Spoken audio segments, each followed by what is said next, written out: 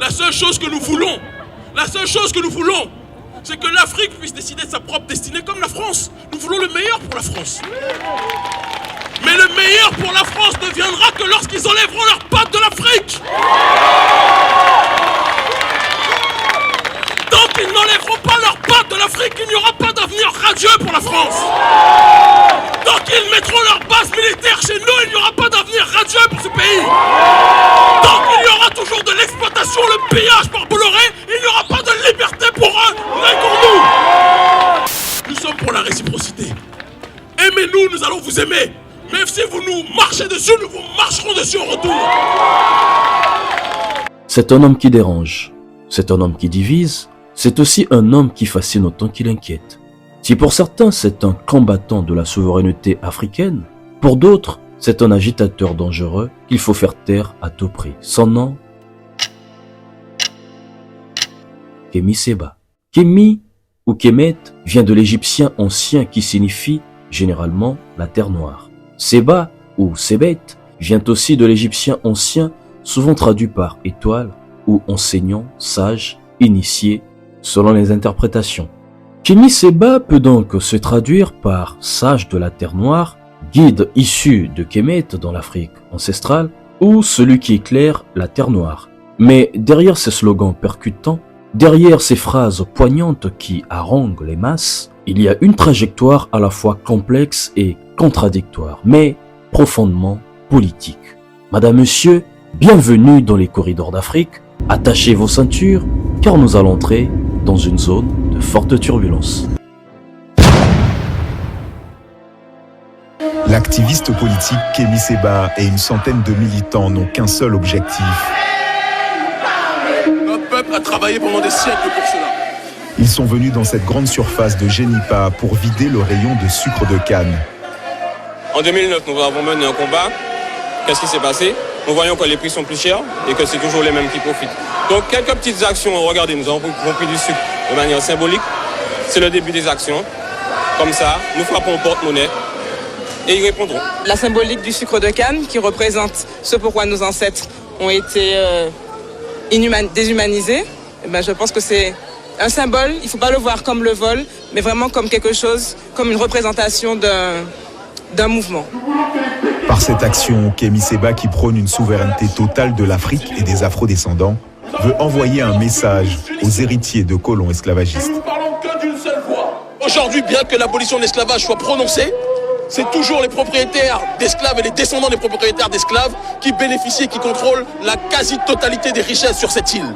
Et notre population est forcée non seulement de payer, mais en plus n'a pas accès justement au minimum de richesses vitales pour qu'un peuple puisse se faire entendre. Kémi Séba, de son nom de naissance Stélio Gilles Robert Capochichi, est né le 9 décembre 1981 à Strasbourg en France. Il est originaire du Bénin, qui n'est pas n'importe quel pays.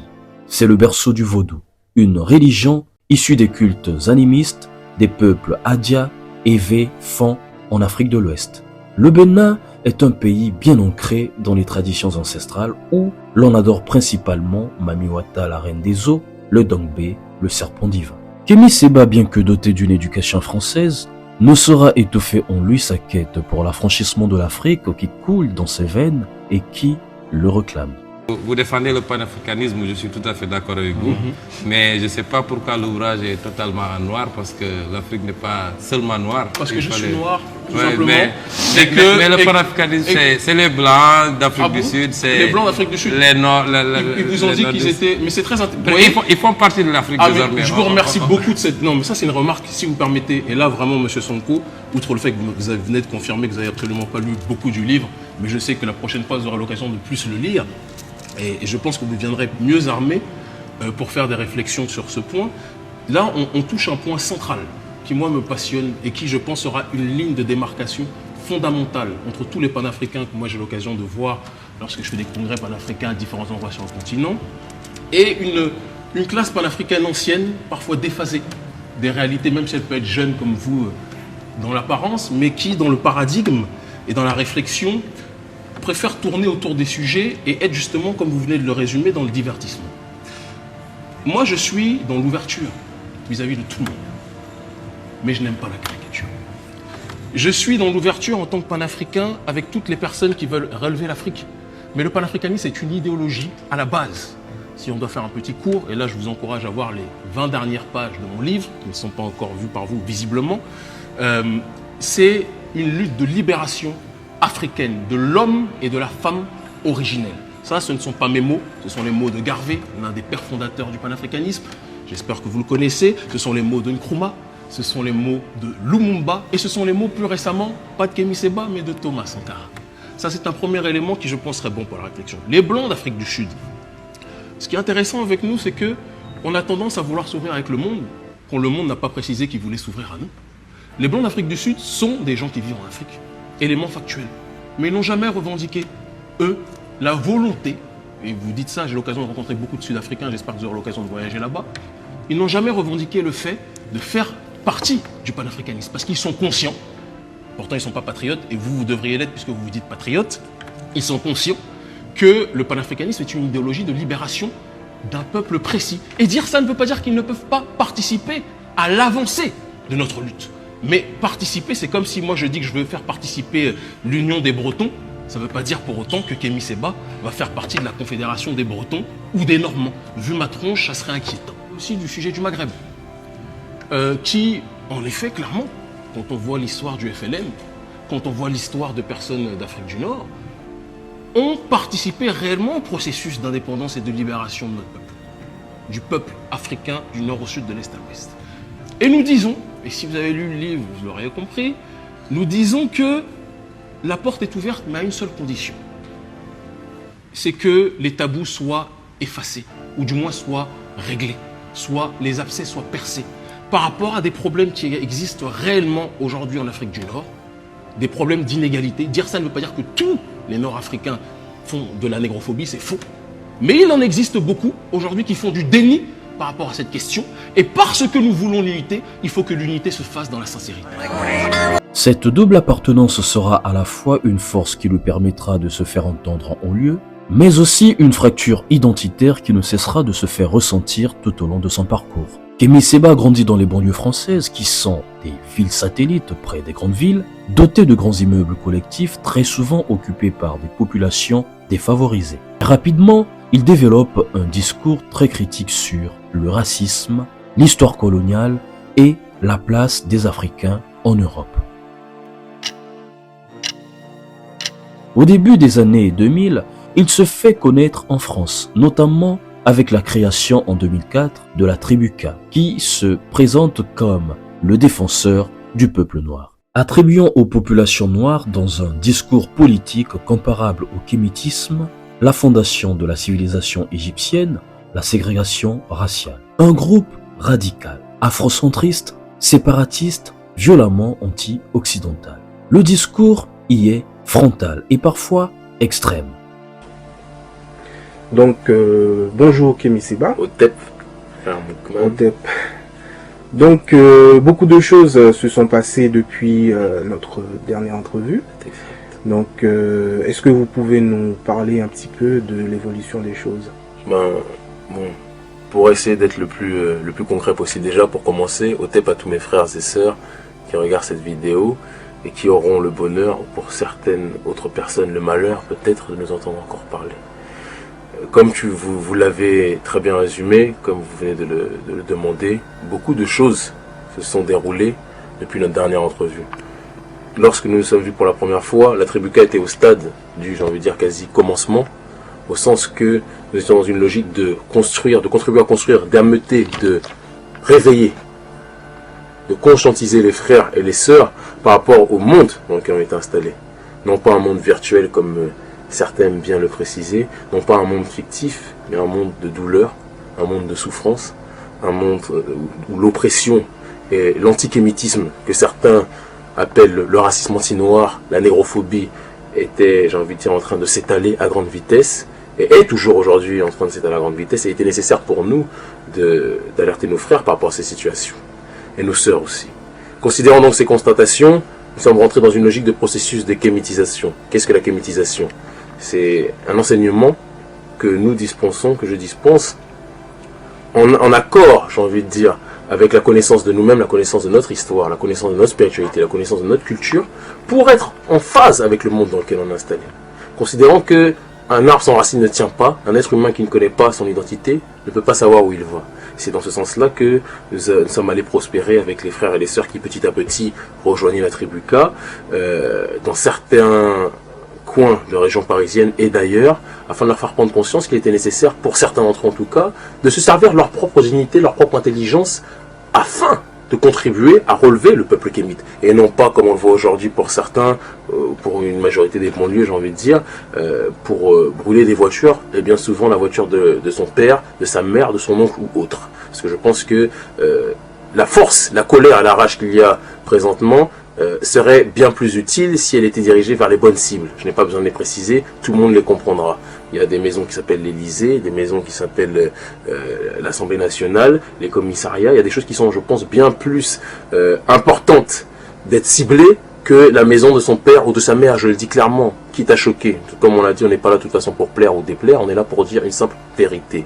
Donc voilà un petit peu la situation par rapport au commencement de la tribu K. Très rapidement, donc les jeunes frères et même des moins jeunes frères et sœurs nous ont rejoints et ont compris que la tribu K consistait, et comment dirais-je, était en quelque sorte l'alternative par rapport à ce monde d'oppression, ce monde d'obscurité dans lequel on est installé. C'est en ce sens-là qu'ils nous ont rejoints et que petit à petit nous avons avancé à grands pas au fur et à mesure avec différents projets et différentes actions, que ce soit l'aide par rapport à nos jeunes frères et sœurs, on aura peut-être l'occasion d'y revenir par la suite, par rapport à la connaissance de soi, l'histoire, que ce soit l'aide sur le terrain juridique par l'intermédiaire de notre avocat, Maître Ismaël Diouf, par rapport aux problèmes des sans-papiers, aux problèmes, j'ai envie de dire, administratifs auxquels notre peuple est confié, et à côté de ça, bien évidemment, la défense de nos intérêts sur le terrain économique, en exhortant nos frères et nos sœurs à aller, j'ai envie de dire, consommer chez nous, en essayant de s'organiser pour nous-mêmes, par nous-mêmes, afin de nous en sortir. Car un peuple qui n'a pas d'économie est un peuple qui, bien souvent, est mort aussi. Ça, c'est une réalité qu'on ne peut pas éluder.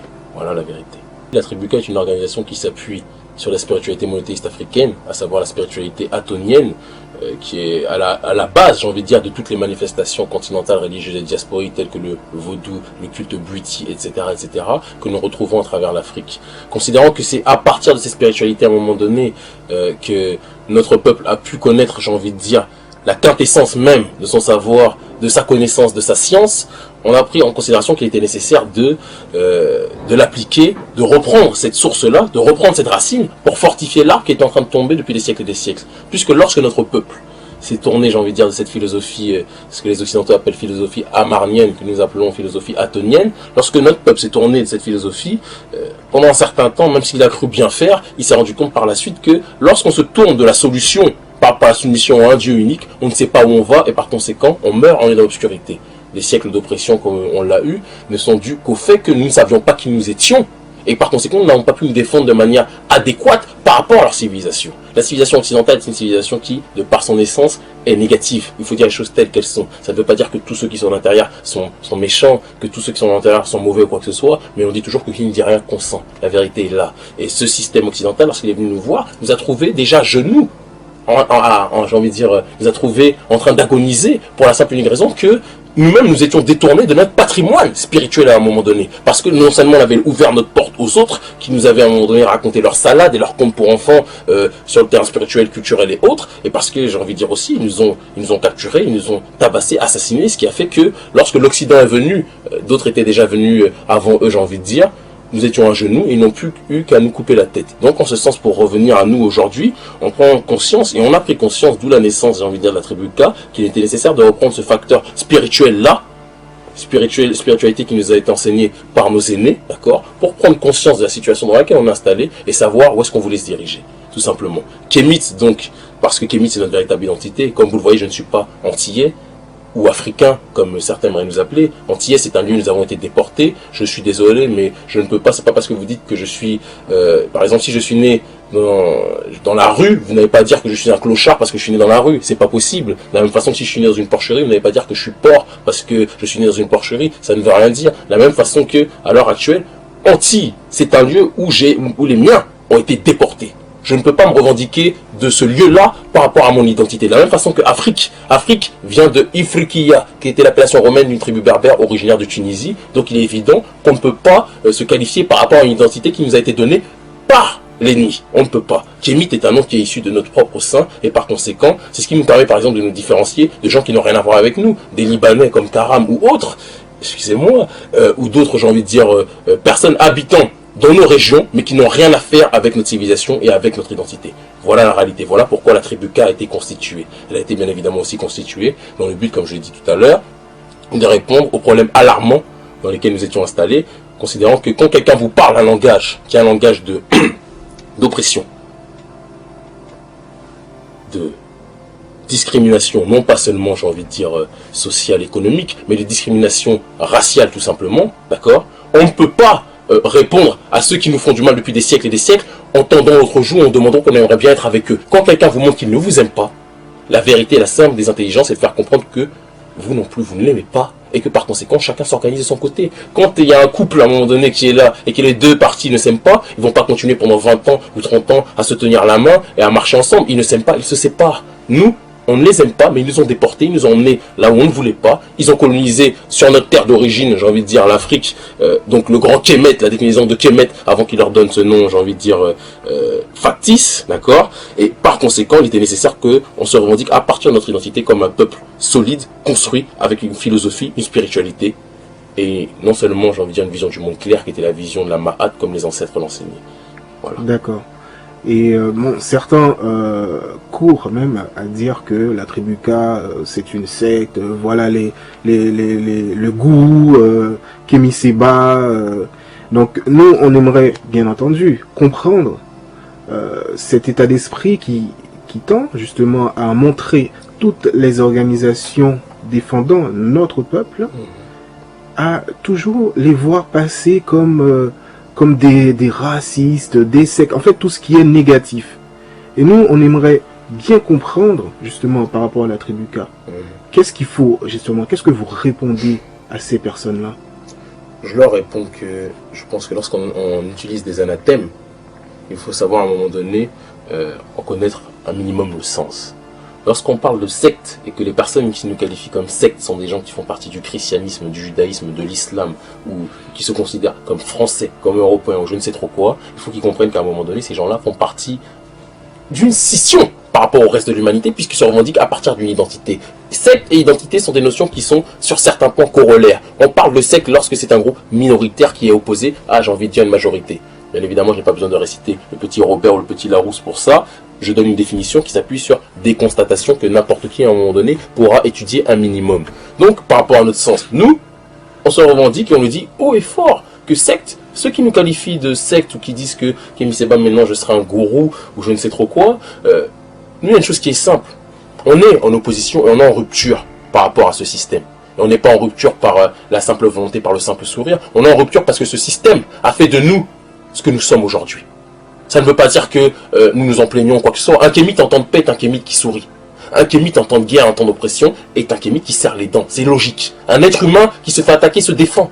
Un être humain à un moment donné qui est aimé s'exprime et laisse parler son cœur là aussi, n'est-ce pas? Et c'est le temps de la paix, le temps de la joie. À l'heure actuelle, certains nous qualifient comme un groupe sectaire, un groupuscule, j'ai même entendu. Ils peuvent nous donner tous les qualificatifs. Nous, on ne, comment dirais-je, se qualifie pas en fonction du regard des autres, mais en fonction du nôtre. Nous sommes la tribu K, nous sommes la tribu kémite attonienne, avec des femmes noires superbes, sublimes, qui sont fières d'elles-mêmes et qui savent où elles doivent aller, et des frères à un moment donné, ce qu'on appelle les Mezzatones. Vous envoyez deux des membres des Mezzatones, donc de la session des frères et des sœurs du groupe, de l'organisation, de la branche armée, si l'on peut dire ainsi en tout cas, qui défend la tribu K en cas de problème par rapport à d'autres personnes, d'autres organisations qui voudraient peut-être nous voir dans l'obscurité, des frères et des sœurs, des frères dans un premier temps qui prennent soin des leurs, qui s'occupent de leurs, qui défendent les leurs, qui sont en paix lorsqu'on est en paix avec nous, mais qui sont en guerre lorsque l'on nous attaque. Voilà la réalité. Si ça correspond, comme certains l'ont dit, aux nazis noirs, parce que c'est ce que j'entends, je veux dire, il suffit qu'on aille dans les librairies, bon, dès qu'on rentre, le discours change, parce qu'apparemment, ce qu'ils disent en off, ils ne peuvent pas le dire en on quand ils sont face à nous. On se demande pourquoi, mais les rumeurs, est-ce qu'ils tournent à un moment donné, c'est on vous parle des nazis noirs, on vous parle des fascistes noirs, des black nazis, etc., etc., ça me fait bien rire. Nous sommes la tribu K, nous nous définissons par rapport à notre identité, par rapport à une philosophie, la spiritualité atonienne, et notre identité, j'ai envie de dire, kémite, par rapport à un moment donné à la connaissance de nous-mêmes, à la connaissance de notre patrimoine culturel. Les Occidentaux, bon, leurs ancêtres, ils étaient, je vais pas aller trop loin, mais bon, ils ont peut-être comme roi Vercingétorix, avant ça, ils avaient peut-être un royaume qui s'étendait dans toutes les caves d'Europe. Nous avions les pyramides, et nous agissons en tant que tels. Voilà la réalité, je ne vois pas où est le racisme dedans, ou à un moment donné, le côté sectaire. Si peut-être être sectaire, c'est être en minorité par rapport à la majorité, comme nous l'avons dit tout à l'heure, alors comme on le dit, nous préférons être des brebis galeuses qu'être des moutons de panurge. Voilà la différence qu'il y a entre nous et ces gens-là. Les aspirants Black Panther, obsédés par la question raciale. Si vous continuez à nous marcher dessus, comme vous le faites, vous comprendrez que Dieudonné, à la limite, vous avez intérêt à parler avec lui et le prendre en considération parce qu'il y a des gens qui sont bien pires que lui. Je ne suis pas blanc, je ne suis pas juif. Moi, j'ai ma population, j'ai mes traditions. Je n'insulte pas Fogel, mais si Fogel m'insulte, qu'il ne s'étonne pas qu'on l'insulte en retour. On appelle ça l'intelligence et la loi du talion. Tous les dimanches, la tribu K organise des réunions dans le quartier de Belleville à Paris à destination de la communauté noire. Des meetings interdits aux blancs, aux arabes, aux asiatiques et même aux métis un peu trop clairs. Autant dire que les caméras ne sont pas les bienvenues. Une pseudo-cérémonie religieuse suivie d'un discours de haine servi par le gourou Kémi Séba devant une quinzaine de personnes. Kémi Séba, Kémi Séba. Applaudissez le frère, mes frères. Les Arabes subissent les discriminations de ce pays. Les Chinois, à bien des égards, subissent les discriminations de ce pays. Nous, ce n'est pas une question de discrimination que nous subissons. C'est une question de génocide, frères et sœurs. Est-ce vrai ou est-ce faux ce que je dis? Est-ce vrai ou est-ce faux qu'en Afrique et ailleurs, mes frères et sœurs, nous nous faisons balayer, nous faisons assassiner, ils créent des maladies pour nous éradiquer de la surface du globe, ils créent le sida pour faire en sorte que nous n'existions plus. Voilà la réalité, frères et sœurs. Aujourd'hui, comme vous l'avez vu, tout le monde est au courant des immeubles qui ont brûlé.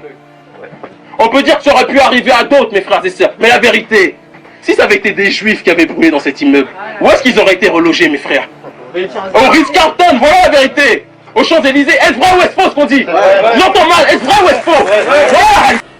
Vous avez organisé justement la marche en colère. Est-ce que vous considérez que cette marche était une réussite ou plutôt un échec?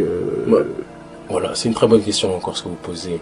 Et je pense, frère, que, en tout cas j'espère que le plus de personnes possible regardera cette vidéo pour dire une chose qui est simple.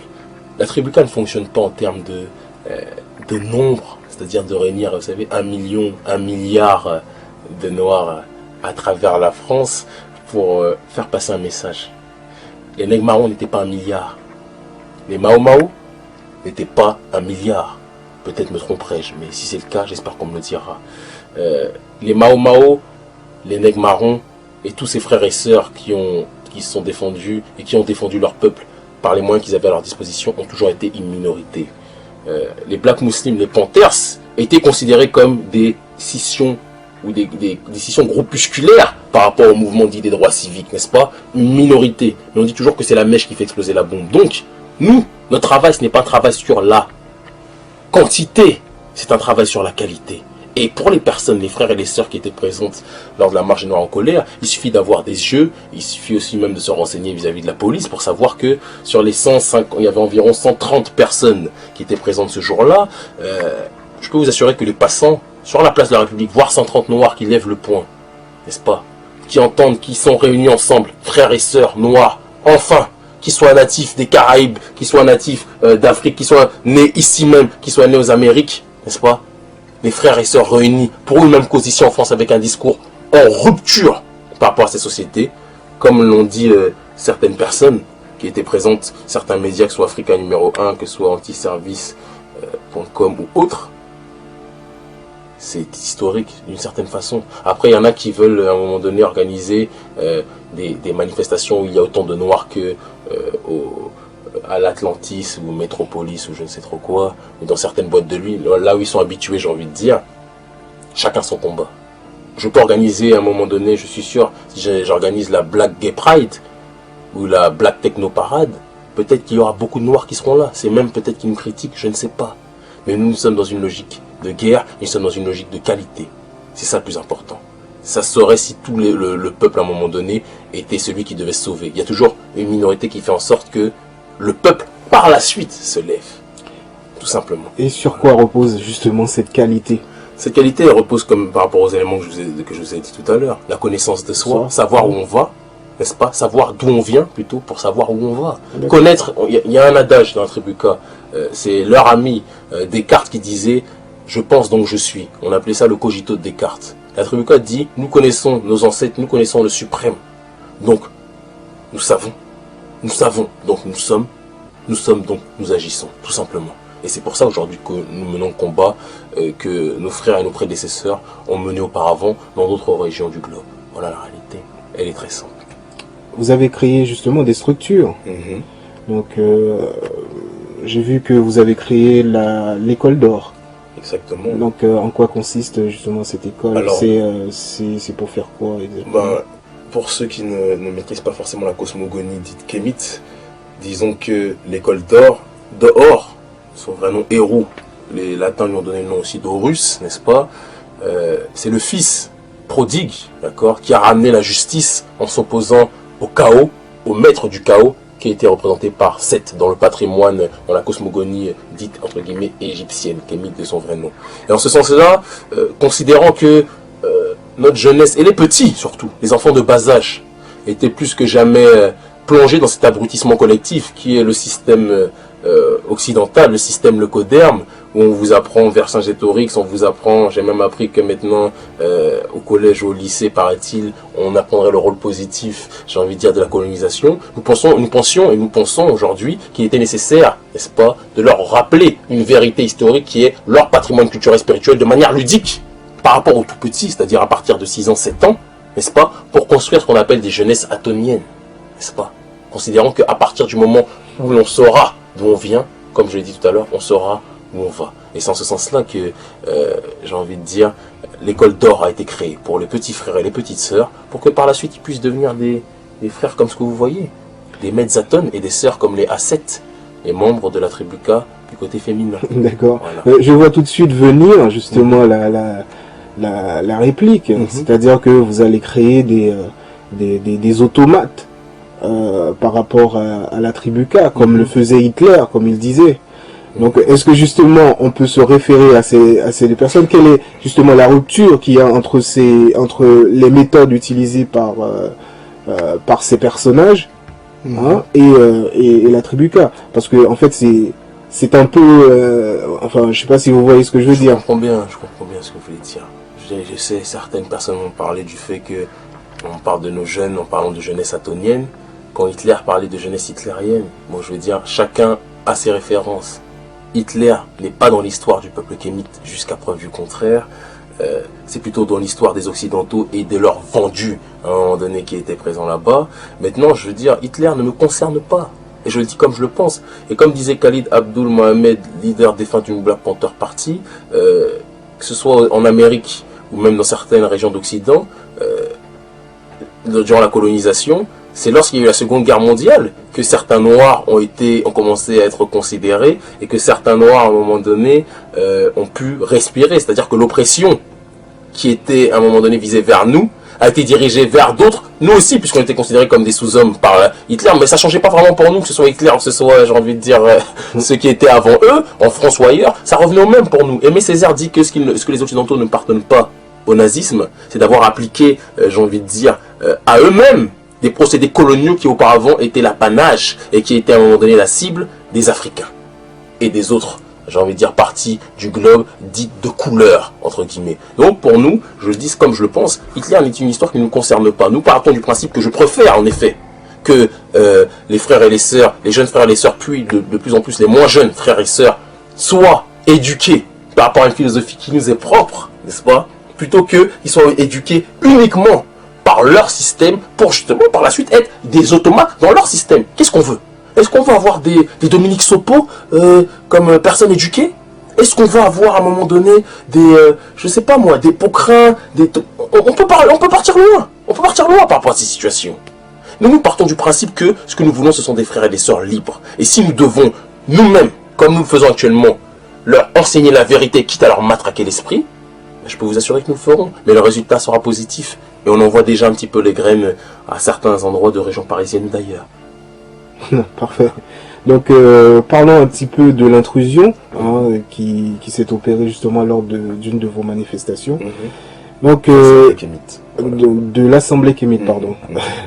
Donc, au cours de cette assemblée, justement, il y a eu une intrusion où on vous voit dans une émission de Carl Zero, où justement vous êtes passé comme un gourou, comme un, je sais plus, moi non plus. On va dire, moi-même ayant assisté justement à l'une de cette assemblée, donc j'ai vu des personnes qui étaient là justement, qui parlaient des choses qui les concernent.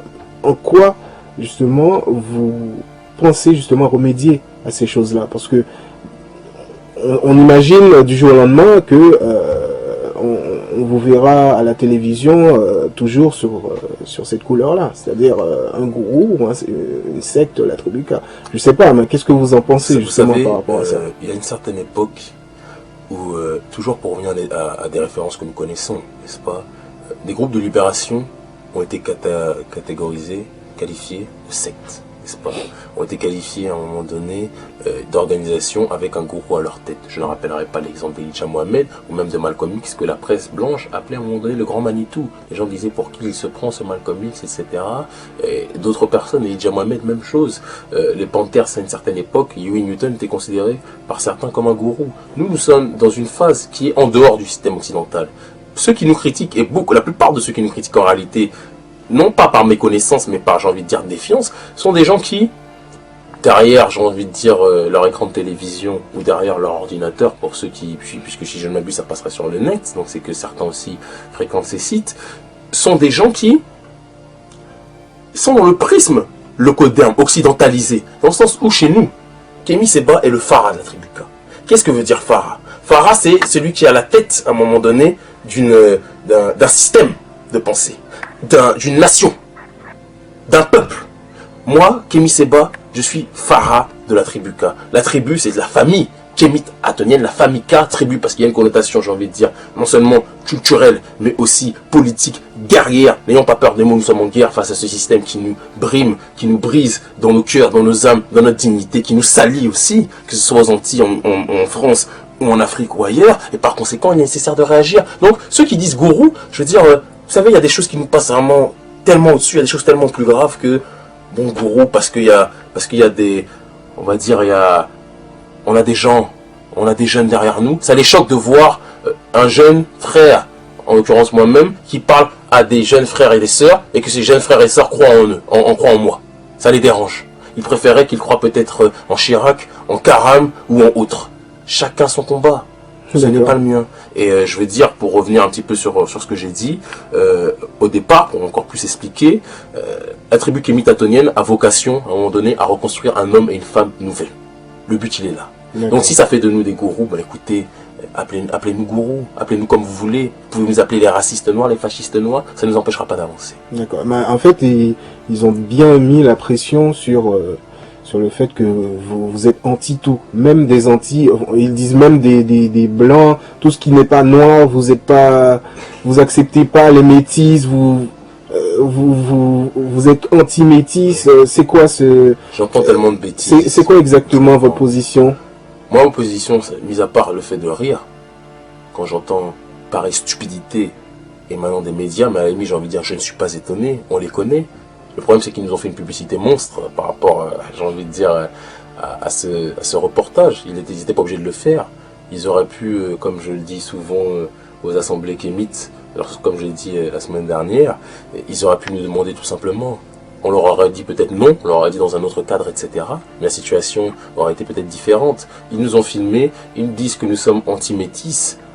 Le problème, c'est que ce qu'ils appellent métis, moi je vais être clair dessus. Ou plutôt, ou même chabin pour certains, moi je vais être clair dessus sur ces situations. Métis, c'est leur appellation. Mélange de deux cultures, dites ce que vous voulez, durant l'esclavage, n'est-ce pas?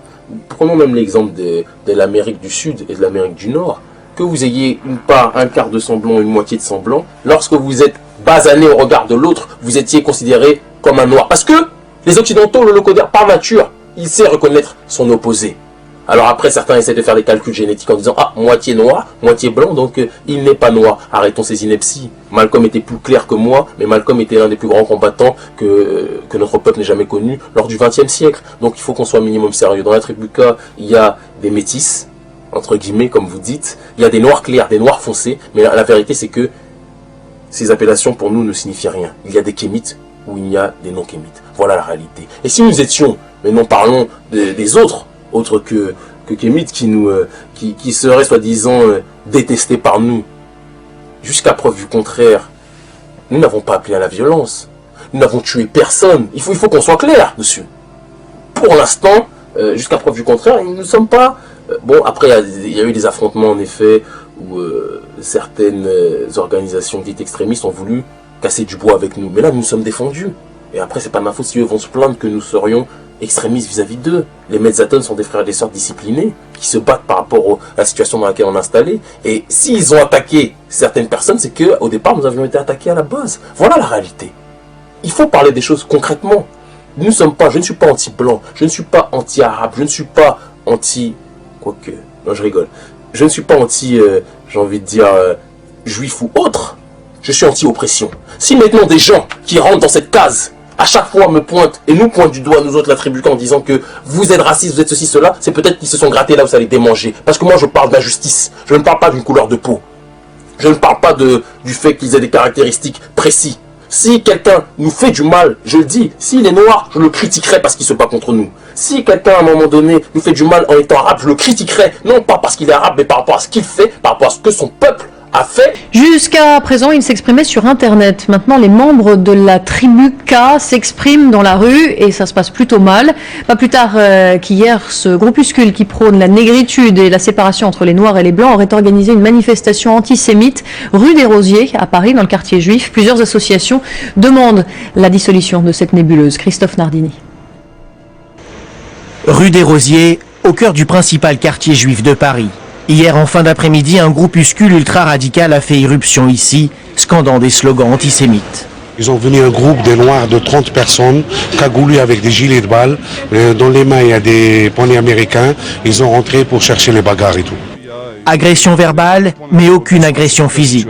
Pourtant, aujourd'hui, la plupart des habitants rencontrés s'expriment anonymement par peur de représailles. Une peur provoquée par ce groupe, une trentaine de personnes qui se revendiquent de la tribu K. Sur leur site, ils se mettent en scène, prônent leur vision d'une société où les Noirs seraient remis à leur place, c'est-à-dire à la tête de l'humanité. Ces gens-là cherchent à monter les deux communautés, la communauté noire et la communauté juive, l'une contre l'autre. Et donc ils ont décidé de s'en prendre à la Ligue de défense juive, parce que sous prétexte que soi-disant des militants de chez nous auraient agressé un noir lors de la manifestation en l'honneur d'Ilan Halimi.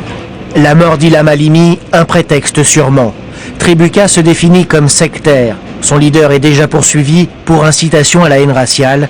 Depuis hier, une enquête de l'APJ est ouverte pour actes antisémites. Résultat, le 26 juillet 2006, le groupe sera dissous par le Conseil des ministres pour incitation à la haine raciale. Tel est le premier choc avec les autorités. Une première rupture devancière de celles qui vont suivre. Cependant, après cette période, il change de posture, moins marginal, plus stratégique.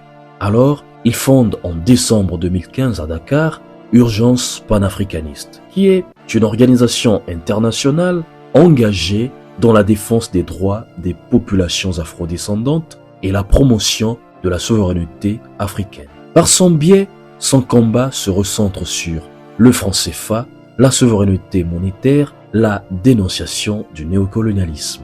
Ce discours panafricain ravivant sans délai la flamme de liberté en Afrique est tout de suite plébiscité pour son lot d'éveil de conscience. C'est de là qu'il gagne en influence en Afrique. En février 2011, il s'installe au Sénégal, où il poursuit son militantisme politique. D'abord, en tant que chroniqueur politique sur la première chaîne de télévision privée du Sénégal, à savoir la 2S TV. Cette nouvelle activité lui assure un regain de popularité en Afrique francophone. Il y a un point de vue, il y a une démarche, il y a un programme, il y a des axes. Et ça, c'est quelque chose qui est nécessaire. Dans le même temps, on a l'impression que lorsque des réflexions qui ne sont pas toujours des critiques qui vont dans le cadre de la déconstruction viennent, elles sont balayées tel un revers de main, comme si Y en a marre ne doutait jamais. La première qualité d'un révolutionnaire, c'est de se remettre en question. Y en a marre a reçu des financements d'ONG qui ne sont pas les amis des Africains. Oxfam, d'accord. Ce sont des officines mondialistes qui aujourd'hui sont les nouveaux relais du colonialisme sur le continent africain, il faut le dire, d'accord. J'ai eu l'occasion de parler de ça avec le frère Fadel Barro ou avec Thiat, qui en privé ont une autre attitude que le public. En privé, ils peuvent reconnaître certaines choses, mais en public, on a l'impression qu'il y a un refus de dire qu'on a pu se tromper sur tel ou tel sujet. Moi, j'aimerais t'entendre me dire ce que tu penses, mon frère, et je le redis encore une fois, en paix. La critique pour la critique, c'est bien face aux ennemis, mais en famille, c'est bien qu'on soit dans la construction. Quel est ton regard sur ça? D'abord, ce que tu dis avec Thiat ou avec Kilifeu ou avec Fadel Barro en privé ne m'engage pas. Mais ça engage Y en a marre. Ça m'engage pas. Parce que vous l'êtes dit en privé. Non, mais là, je te le dis en public, là, maintenant. Normalement, là, je parle à ce que vous dites en privé, vous le gardez. Non, parce que c'est un point. Non, ne décale pas le débat. Le sujet, je ne décale pas le débat. Le sujet, c'est de parler d'un problème de fond qui est que Y en a marre à l'heure actuelle. Aujourd'hui est un mouvement qui donne de l'espoir, qui nous donne de l'espoir à moi en premier, qui donne de l'espoir à Nina, qui donne de l'espoir à toutes les personnes dans cette salle. Je suis parfait. Et la chose qu'on demande, c'est que sur ce point-là maintenant, qu'on soit aussi clair sur le terrain public, sur le fait que quand il y a des fautes, quand on a un criminel comme Laurent Fabius qui vient, d'accord, qu'on puisse reconnaître, que Y en a marre puisse reconnaître que ce colonialiste c'est comme Il mène à partir de l'année 2017, à la tête de son organisation Urgence panafricaniste, une lutte féroce contre le néocolonialisme français, dénonçant le franc CFA et le manque de souveraineté monétaire qui touche les pays utilisant cette devise à travers des manifestations politiques dans l'ensemble des pays d'Afrique francophone. Sauf que pour Kémy Séba, les mots seuls ne suffisent pas. Voilà pourquoi, en août 2017, il va poser un geste qui n'est pas anodin, celui qui consiste à brûler publiquement un billet de 5000 francs CFA. L'impact recherché, il n'y a pas d'impact outre qu'une dynamique de symbolique. Vous savez, au XXIe siècle, normalement, chaque peuple a le droit de posséder sa propre monnaie. Au XXIe siècle, chaque peuple a le droit de décider. Au XXIe siècle, chaque peuple a le droit de décider normalement de son propre avenir politique. Et aucun avenir politique ne peut se décider sans une maîtrise totale de son économie. Puisque nous avons des forces exogènes pour notre monnaie aujourd'hui. Nous avons des forces exogènes, en l'occurrence la Banque de France, qui a le droit de dire si oui ou non elle est d'accord par rapport aux décisions économiques que nous prenons. Cela montre que nous avons une monnaie qui est caduque. Cela montre que nous avons une monnaie qui est une monnaie de servitude. Cela montre que nous avons une monnaie qui est une monnaie d'esclavagisme. Cela montre que nous avons une monnaie de soumission. Et en brûlant ce billet alors que nous ne sommes pas riches.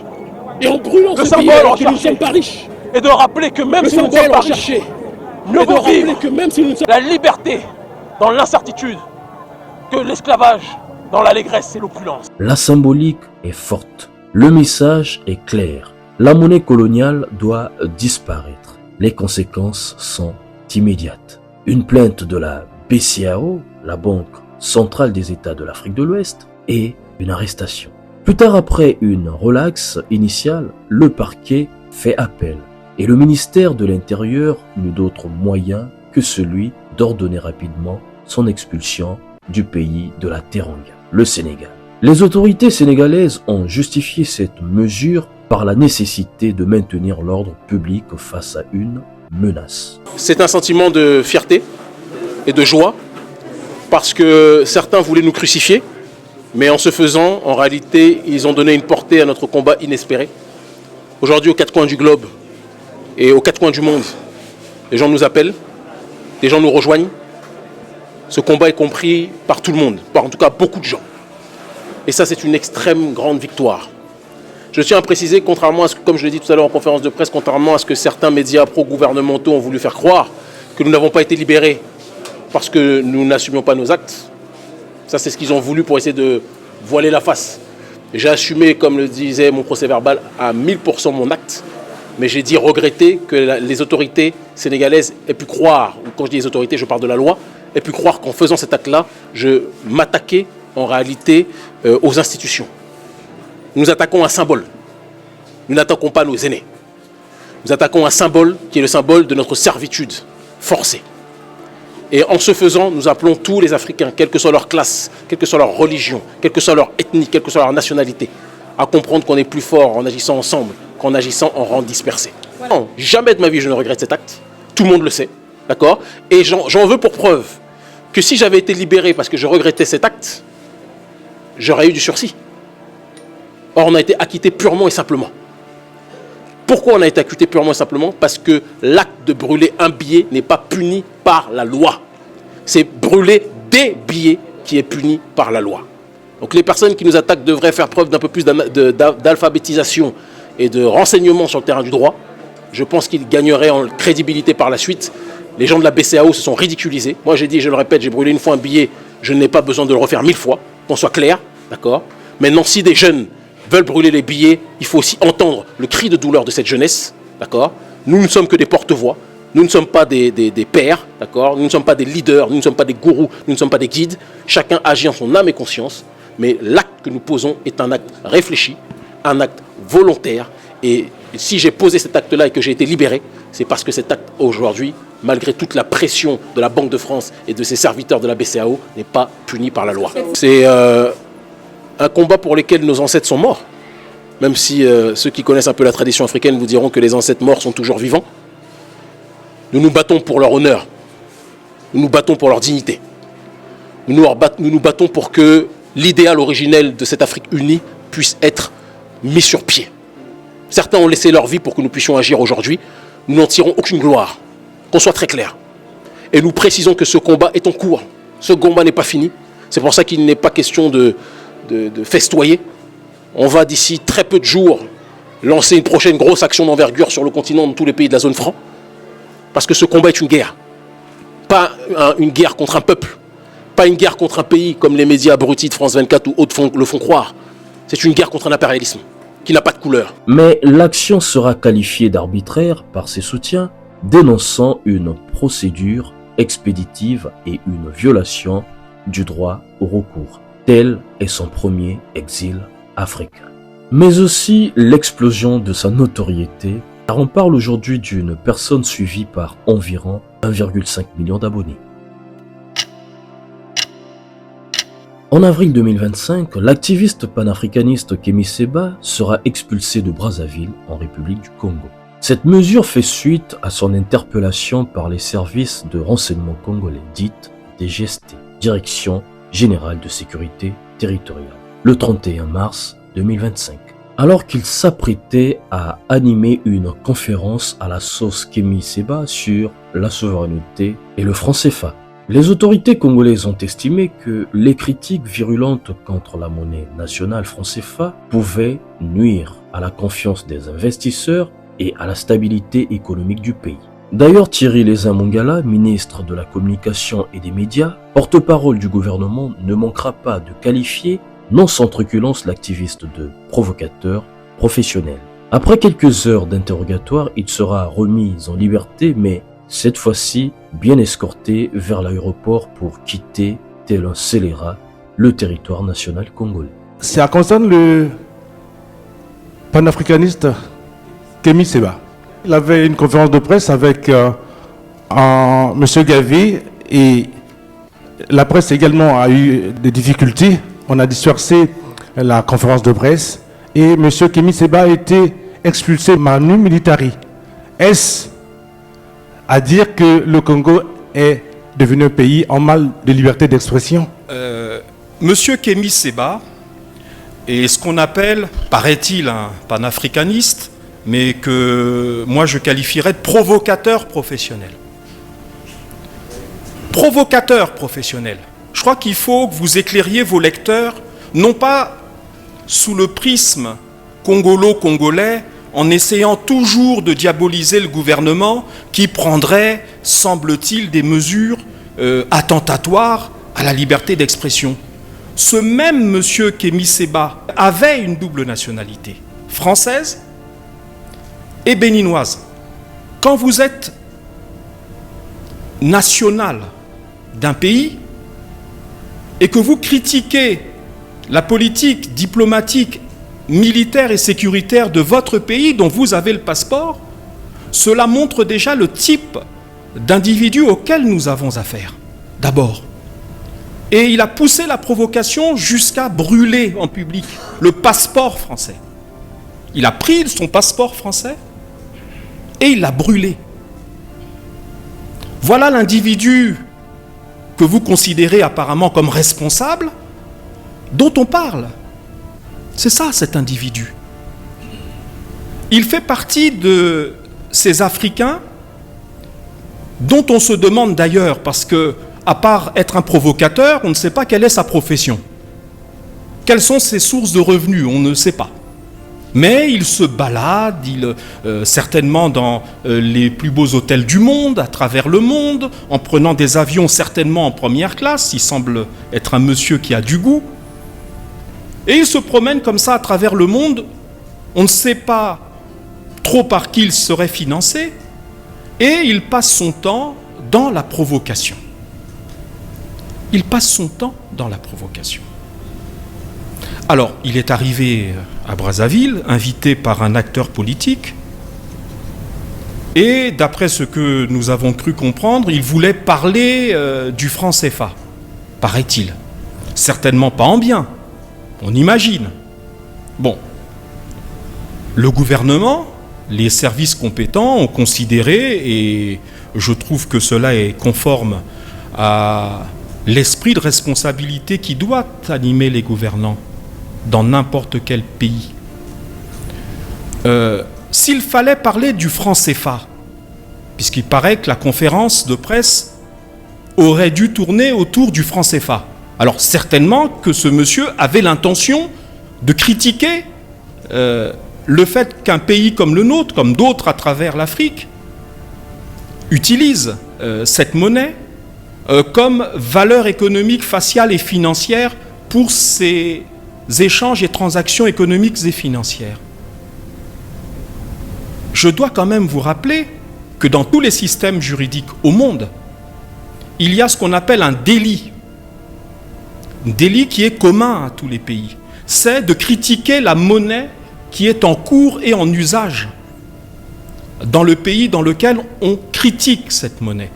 Tout simplement parce que la critique de la monnaie, qui est un élément de stabilité, qu'on le veuille ou pas, qu'on ait le franc CFA, le franc congolais ou ce qu'on en voudrait à la place, c'est l'élément de la stabilité économique et financière d'un État. Quand vous critiquez la monnaie, eh bien tout simplement, vous pouvez provoquer des mouvements économiques et financiers qu'on ne maîtriserait pas. Je crois qu'aucun de nos compatriotes, à ce stade, et compte tenu de toutes les difficultés que vous évoquez par ailleurs, n'a envie que notre pays ajoute au reste des difficultés que nous avons, cette difficulté qui consisterait à déprécier ou à rendre la monnaie moins sûre que ce qu'elle n'est aujourd'hui. Pour votre information, le franc CFA, qu'on le veuille ou pas, qu'on ait des préjugés politiques ou pas, c'est un des rares éléments de stabilité sur le plan financier à travers le monde, en Afrique francophone et dans notre sous-région en particulier. Voilà, je crois qu'il ne faut pas jouer avec la monnaie. Essayez-vous de vous rendre dans un pays développé, n'importe lequel. Allez à Washington, aux États-Unis, qui est un des pays de la liberté de l'expression, de la communication, de l'information, et critiquez le dollar. Et vous verrez combien de temps il se passera entre le moment où vous ferez votre point de presse et le moment où les services de sécurité de ce pays viendront arrêter votre point de presse. Voilà, c'est tout simple. Hein. Ce sont des questions hautement stratégiques, des questions hautement politiques sur lesquelles on ne joue pas. Ce monsieur dispose des réseaux sociaux amples qui lui permettaient de faire, s'il le souhaitait, depuis l'étranger, un point de presse. Nous avons convenu, ici, au Congo, que nous ne souhaitions pas ce désordre. Il sera accueilli à N'Djamena, au Tchad, où il va poursuivre ses discours sur l'autodétermination africaine. Depuis, son parcours est marqué par des déplacements forcés, tel un nomade d'années de marché. Rajoutez à cela des pressions politiques dans plusieurs pays.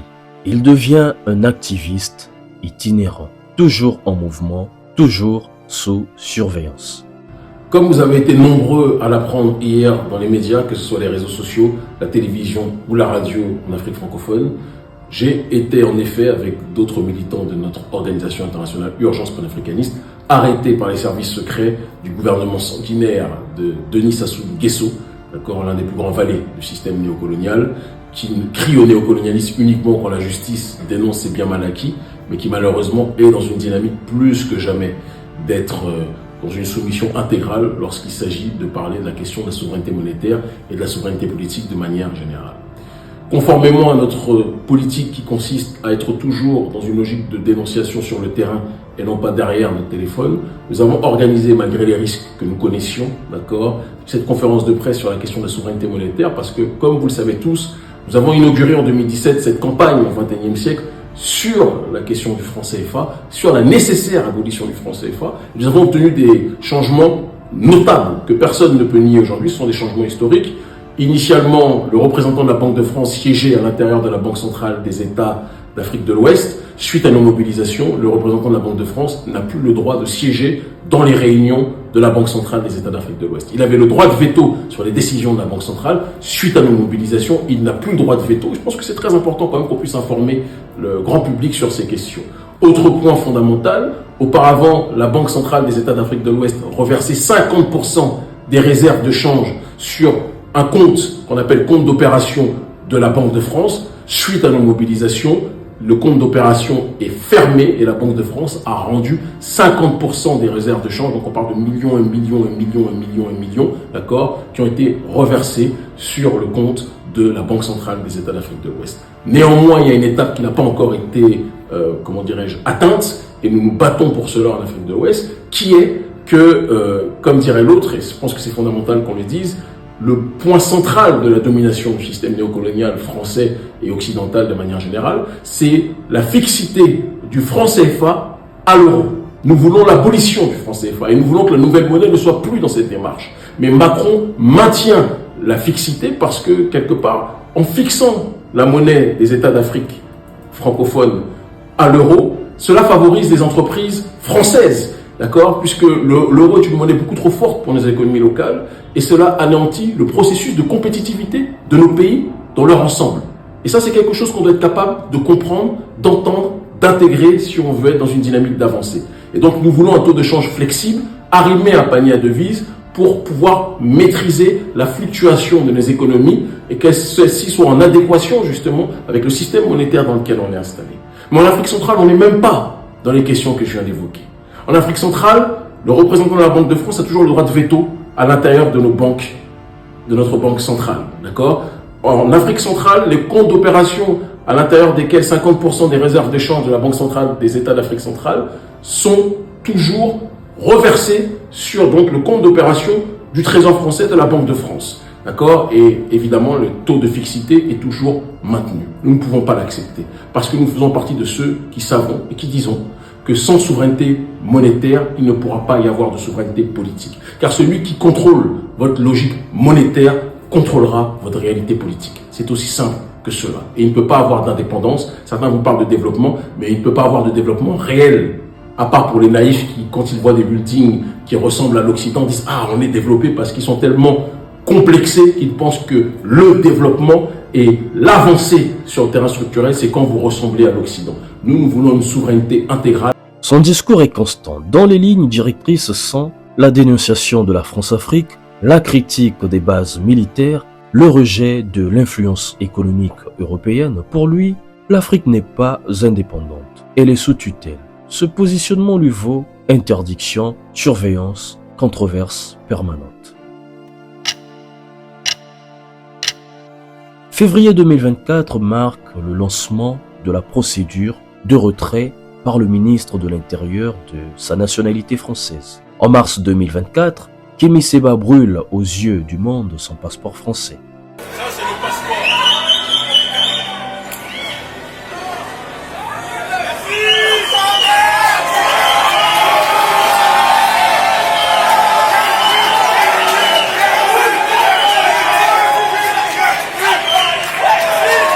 Voilà ce que je dis au gouvernement français. Votre passeport, ce n'est pas un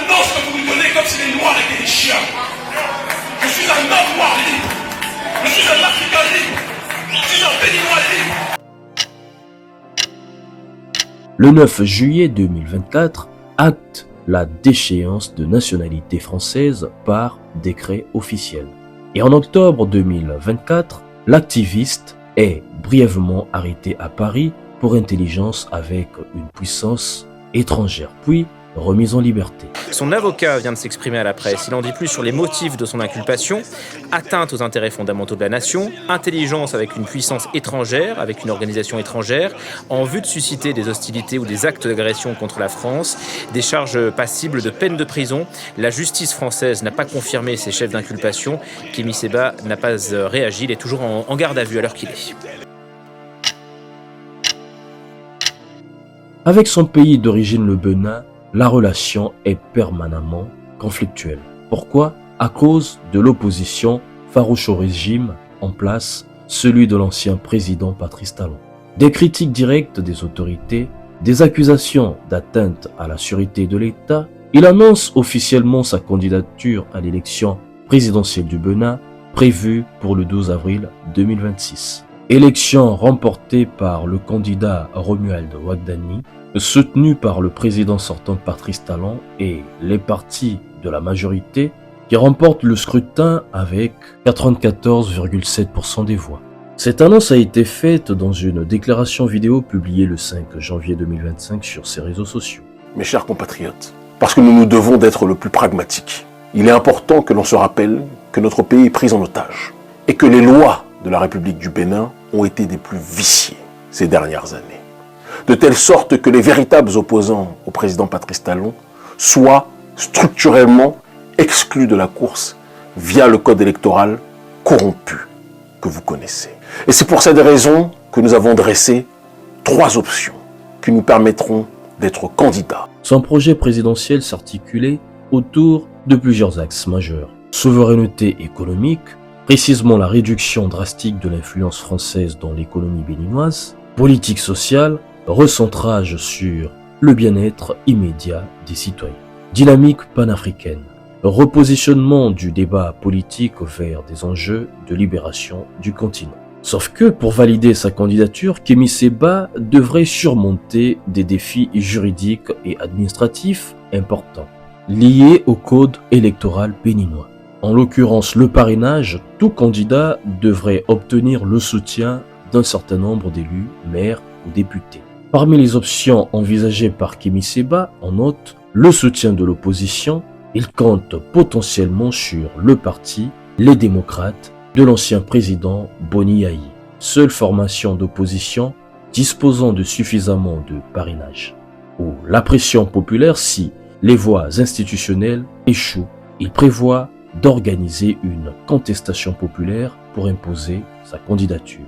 Résultat, mandat d'arrêt, risque judiciaire élevé. Le conflit devient personnel. Ils disent lutter contre l'influence étrangère, mais que se passe-t-il quand cette lutte s'appuie elle-même sur une puissance étrangère? Depuis plusieurs années, une accusation revient avec insistance. Kémy Séba aurait bénéficié de financements liés au réseau russe Wagner. Des enquêtes médiatiques et des sources proches du renseignement évoquent des financements indirects, des relais d'influence et surtout une stratégie globale qui consiste à affaiblir l'influence occidentale en Afrique. Certains chiffres circulent. 400 000 $. En 2017, à Dakar, il brûle en place publique un billet de 5 000 francs CFA. Une action qui lui vaudra d'être expulsé du pays. Mais qui attire l'attention d'un homme encore inconnu sur le continent, le patron du groupe Wagner. Yevgeny Prigojine me voit, me rencontre un an après la campagne extraordinaire qu'on a fait contre le franc CFA, et il me dit, je veux vous soutenir. Il me dit, nous, ceux qui sont contre nos ennemis, sont nos amis. Et donc ils nous soutiennent logistiquement. Fer de lance de la propagande russe, Yevgeny Prigojine se fait le bienfaiteur de la cause panafricaniste. Selon des documents révélés par un consortium de journalistes internationaux, Kémy Séba aurait bénéficié entre 2018 et 2019 du soutien financier du chef de Wagner pour un montant évalué à plus de 400 000 $.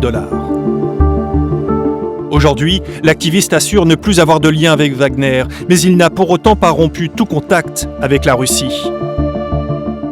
Pour le département d'État américain, Kémy Séba reste, aux côtés de la Suissesse Nathalie Yamb, un maillon essentiel de la chaîne de désinformation parrainée par Prigojine. Il est régulièrement l'invité de conférences organisées à Moscou. Je salue aussi sans doute les espions français et américains qui se sont infiltrés dans cette salle. Il y prêche la fin d'un monde globalisé, un concept cher à Alexandre Douguine, l'idéologue du Kremlin, grand pourfendeur des valeurs occidentales qu'il juge décadentes. Douguine est aussi une référence pour l'extrême droite européenne. Kémy Séba dénonce aussi l'incurie des dirigeants africains. Il appelle au soulèvement populaire. Prenons-nous en charge et assumons notre rôle. L'Afrique ou la mort du patron. Et c'est là que tout devient intéressant parce que dans ce type d'affaires, la vérité n'est jamais totalement visible. Elle est fragmentée, instrumentalisée et politique. Le problème n'est pas seulement l'argent, c'est la logique. Comment prétendre défendre un panafricanisme radical basé sur l'indépendance totale et en même temps s'inscrire dans une relation avec une puissance étrangère? Pour ces critiques, la conclusion est nette et directe. Ce n'est pas une libération, c'est un déplacement de dépendance. On ne sort pas de la domination, on change simplement de centre de gravité. Mais lui et ses partisans répondent autrement. Ce n'est pas une soumission, c'est une stratégie. Le raisonnement est froid. L'ordre mondial est dominé par l'Occident. Pour s'en libérer, il faut créer un contrepoids. La Russie devient alors un levier, l'ennemi de mon ennemi. Mais cette logique a une limite structurelle. Car toute relation asymétrique, financière ou politique, produit de l'influence. Et l'influence limite l'indépendance. Alors, ce qui est certain, c'est qu'il y a une fracture idéologique et une fracture dans la perception entre les masses africaines et les élites africaines. La plupart de nos dirigeants, pour ne pas dire la quasi-totalité, sont soumis à l'élite occidentale. Ils sont un petit peu comme des animaux de compagnie de ces élites occidentales-là. Et donc tout ce que l'Occident fait, tout ce que l'Occident dit est bon selon eux. Pour les masses africaines, le regard est tout autre. Parce qu'aujourd'hui, ces masses ont accès à l'information, disposent des nouvelles techniques de communication, notamment les réseaux sociaux. Et donc, ces masses africaines peuvent s'informer profondément sur ce qui se passe. Il faut qu'on soit clair, parce que nous sommes des souverainistes et nous croyons en l'indépendance de la parole profondément. Personne ne peut être heureux d'une guerre, quelle qu'elle soit. Voir des personnes qui meurent, qui sont blessées, d'autres qui sont poussées à l'exil, personne ne peut être heureux de ces réalités. Mais ce que nous condamnons dans le traitement de l'information émanant des médias d'Occident, c'est qu'ils présentent la réaction de la Russie comme la totalité de l'histoire. Or, la Russie réagit à quelque chose. L'Ukraine, et c'est le regard d'une grande partie de la jeunesse africaine, l'Ukraine a été instrumentalisée depuis trop d'années par l'oligarchie occidentale, par l'OTAN, par l'élite américaine, d'accord, par l'oligarchie globaliste néolibérale, pour justement être une arme de menace et de pression vis-à-vis de la Russie. Il y a un certain nombre d'accords qui avaient été passés. Jamais, normalement, l'OTAN n'aurait dû étendre son influence jusqu'à une zone si proche de la Russie. Mais l'OTAN le fait, l'oligarchie occidentale le fait. L'OTAN a envoyé des formateurs canadiens.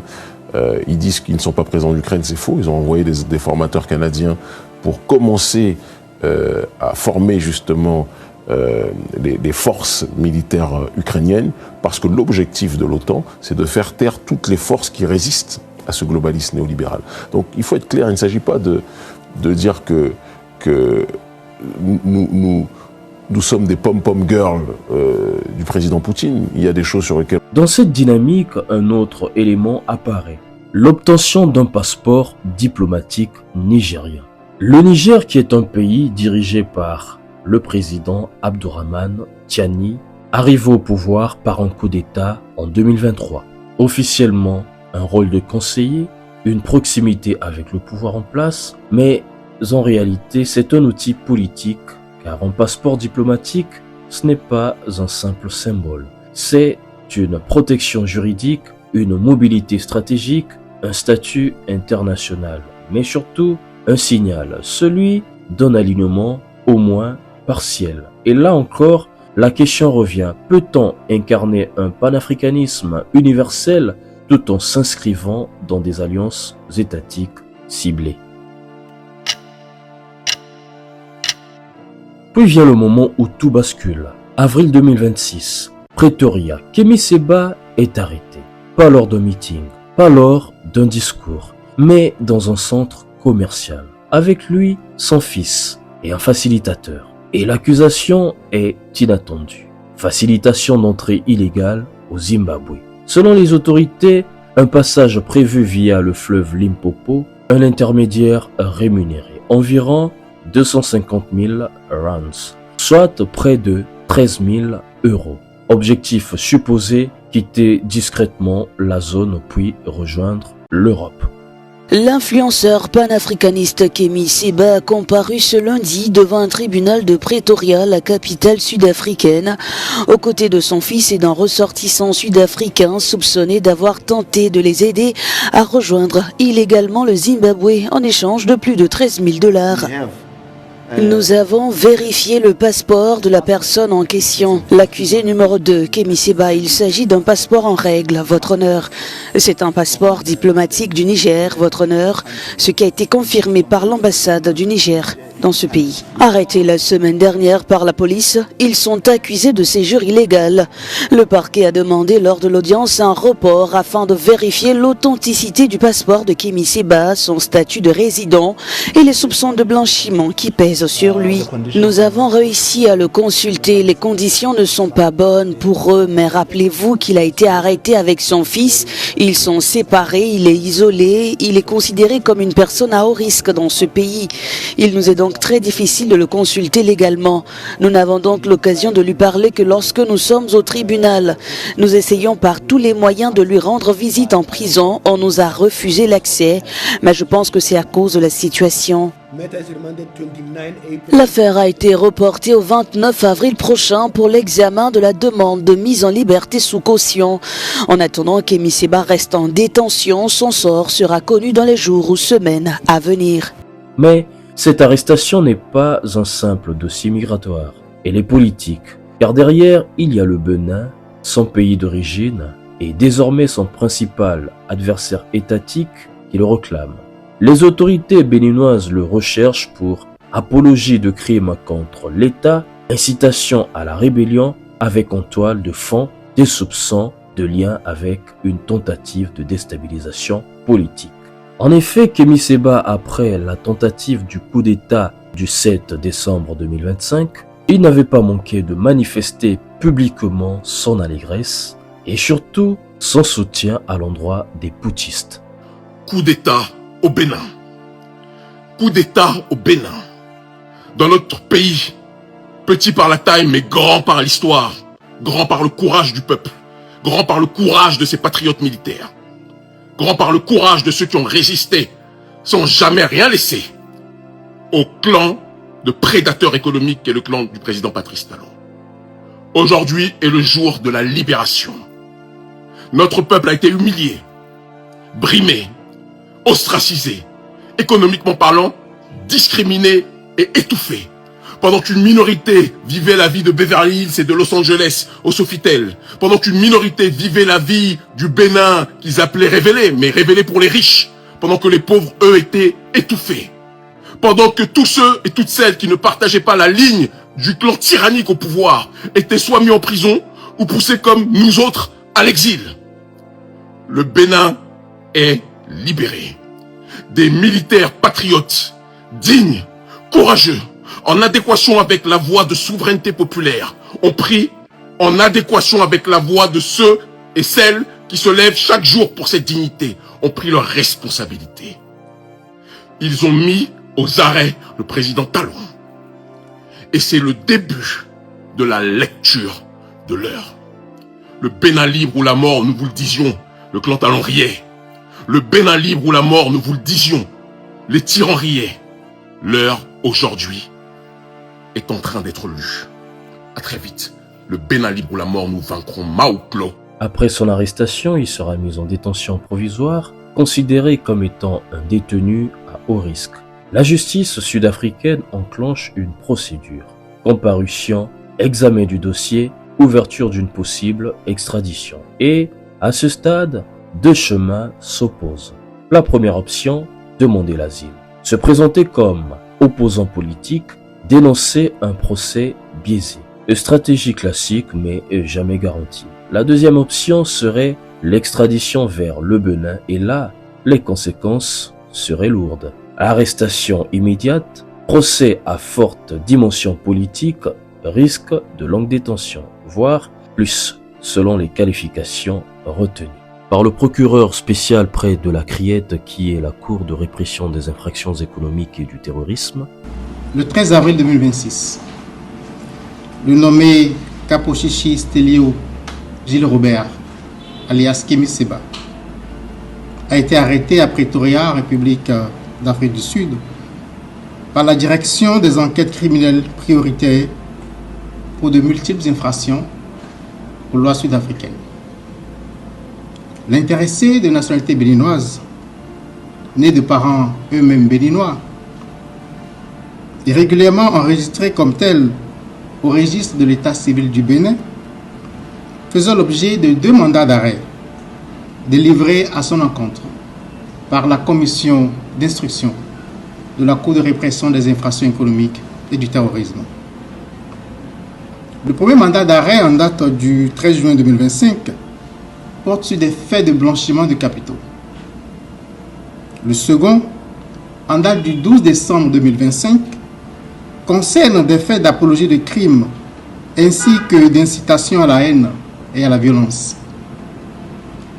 En exécution de ces mandats d'arrêt, j'ai officiellement saisi les autorités judiciaires de la République d'Afrique du Sud par les canaux légaux d'une demande d'arrestation provisoire du nommé Kapochichi Stelio Gilles Robert. La dite demande vise à obtenir son placement en détention provisoire en Afrique du Sud au titre des infractions commises au Bénin, dans l'attente de la formalisation d'une demande d'extradition vers le Bénin. À ce stade, la demande d'extradition du Bénin n'a pas encore été soumise. En ma qualité de procureur spécial près la Cour de répression des infractions économiques et du terrorisme, je procède actuellement à la préparation de cette demande, laquelle s'inscrit dans le cadre des conventions multilatérales auxquelles la République du Bénin et l'Afrique du Sud sont parties. Il s'agit d'une procédure essentiellement judiciaire, préparée, transmise et examinée par les autorités judiciaires de l'État requérant et de l'État requis. Kémy Séba n'est pas un cas simple. Il incarne une époque.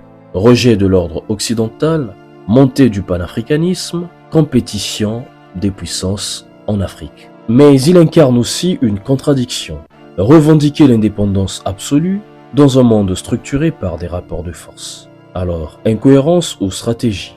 La vérité est plus dérangeante. C'est un équilibre instable entre conviction et réalité géopolitique, et dans cet équilibre, la frontière entre militants, alliés et instruments devient presque invisible. C'était les corridors d'Afrique, au cœur d'Afrique. N'oublie pas de t'abonner à la chaîne, c'est gratuit pour nous soutenir, d'activer la cloche de notification pour ne rien manquer de nos prochaines publications, de nous dire dans les commentaires ce que tu en penses. D'ici là, portez-vous bien, on se dit à très vite pour un nouveau corridor.